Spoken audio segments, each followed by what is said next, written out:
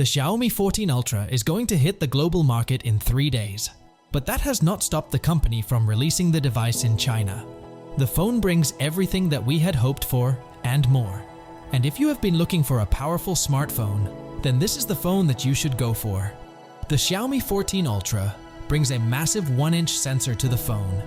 This is the new and improved Sony sensor that is making the waves in the tech world. So you can expect a number of improvements over the previous 1-inch sensor that we are seeing.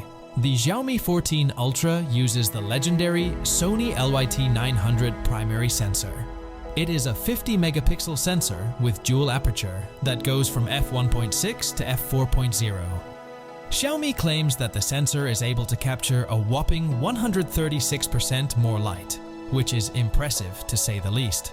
The rest of the camera system is just as impressive, with an ultra-wide camera and 2 telephoto lenses. One of them offers a 3.2x optical zoom, and the other offers a 5x optical zoom. All 4 cameras offer a 50 megapixel resolution, so if you are pixel peeper, you should not really have any issues. Cameras aside, the Xiaomi 14 Ultra is an impressive device as it offers a 6.73-inch OLED LTPO display with 3200 by 1440 resolution and 120 Hz refresh rate. The panel can go as bright as 3000 nits and uses shield glass. Xiaomi claims that this glass is 10x stronger when it comes to drops. Of course, the Xiaomi 14 Ultra is packed to the brim with impressive hardware. The phone is powered by a Snapdragon 8 Gen 3, and you are also getting up to 16 GB of RAM and 1 TB of storage. The phone runs Android 14 out of the box, which is based on HyperOS.